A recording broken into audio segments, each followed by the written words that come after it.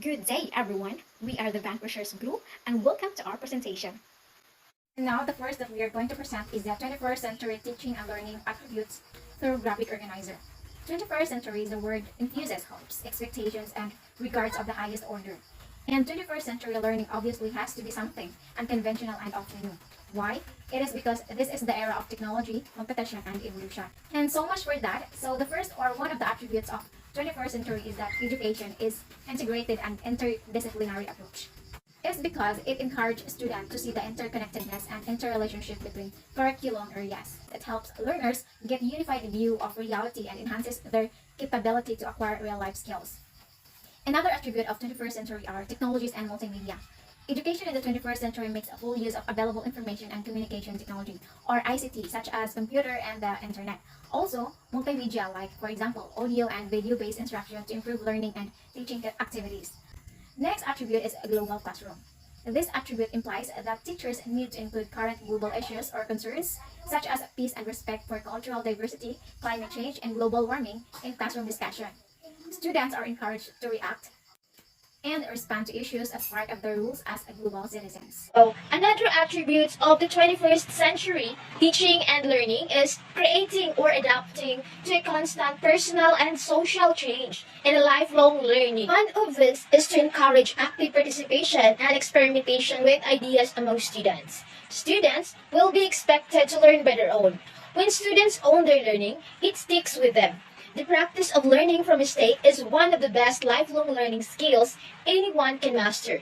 Education in the 21st century subscribe to the belief that learning does not end within the four walls of the classroom. Instead, it can take place anywhere, anytime, regardless of age. This means that teachers should facilitate students' learning even beyond academic. Next, the last attribute is what we call as the student-centered education in the 21st century that is focused on students as learners. Teachers act as a facilitator of learning. Education in the 21st century demonstrate the skills needed in becoming a productive members of society beyond learning the basic skills of reading, writing, and numeracy. Students should also develop work skills such as critical and creative thinking, problem solving, and decision making, and the ICT literacy and skills.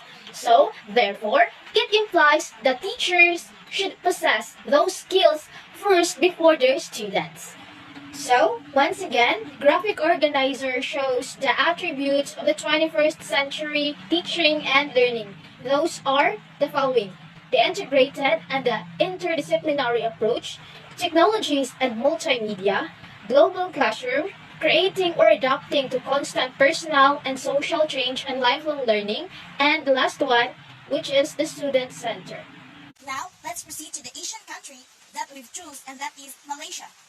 Malaysia is one of the Asian countries, and it became a member of Asian Nation on August 8, 1967 in Bangkok, together with the other four original member countries, which are Indonesia, Philippines, Singapore, and Thailand. The territory of Kuala Lumpur, or commonly known as KL, is the national capital of Malaysia as well as its largest city. The Malaysian ringgit is the currency unit of Malaysian currency with the code MYR. The exchange rate of Malaysian ringgit to United States dollar is that 1 Malaysian ringgit is equals to 0.22 United States dollar.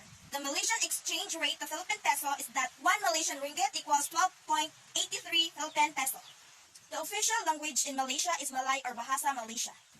The number of ethnic language in Malaysia is that there are 137 living languages, 41 of which are found in peninsular Malaysia. The largest native languages spoken in East Malaysia are the Iban, Dusunic, and Kadazan languages. There are other peninsular Malaysian language that includes in the list below. And for the Malaysian Borneo language, we have Iban. It is a Malayic language that is spoken mainly in Sarawak, Bajau, used by people in Malaysian state of Sabah.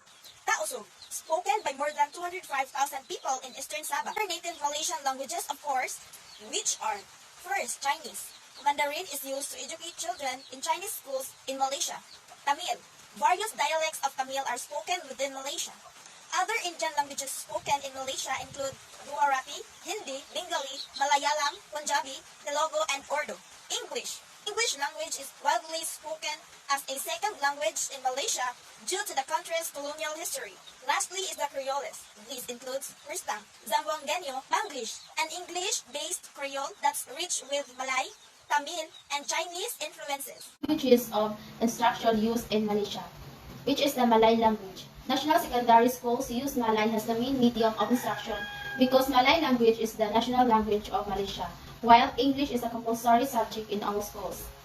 Percentage of ethnic groups in Malaysia. Malaysian citizens consist of the ethnic groups Bumiputera, which is 67.4%.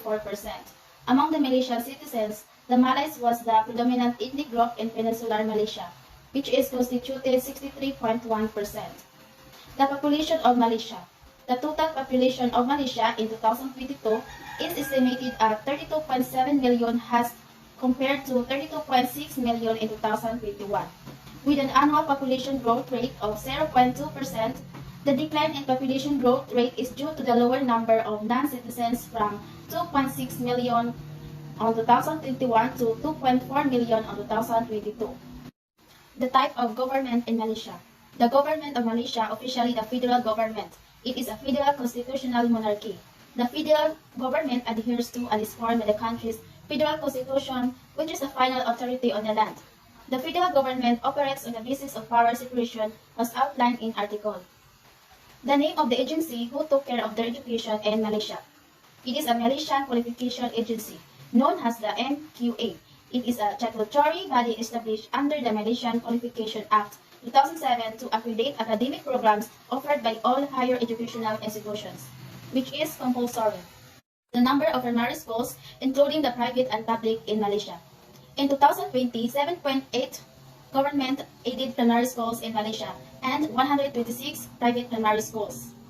The number of educational higher institutions, including the state colleges or universities in Malaysia, has more than 590 higher education institutions and more than 1,270,000 students of all higher education. The annual education budget in Malaysia.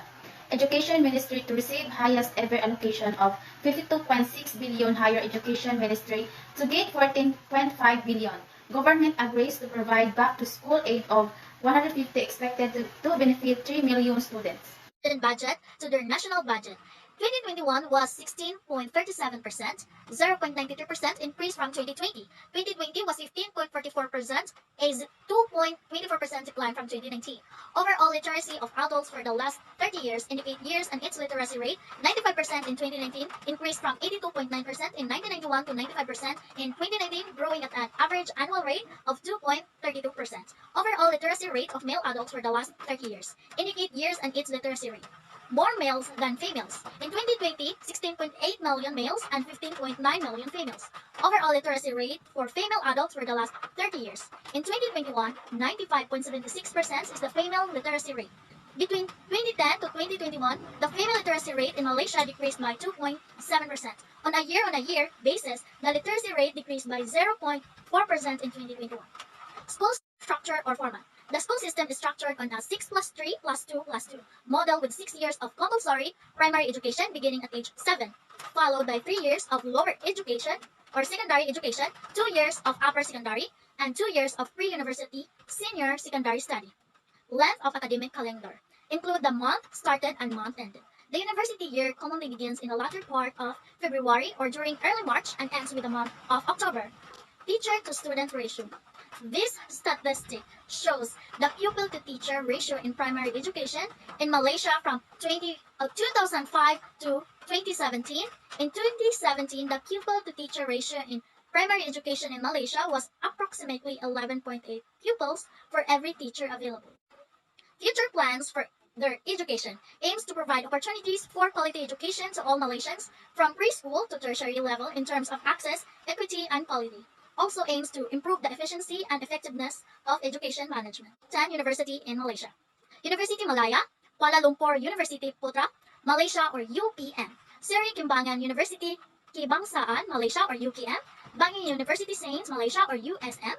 Gilogor University Technology Malaysia, Skudai Taylors University, Subang Haya or UCSI University, Kuala Lumpur University Technology Petronas or UTP, Seri Iskandar University Utara Malaysia or UUM, Sintok Management and Science University Shah Alam. And that would be all for our discussion for today. And that's all. Thank you.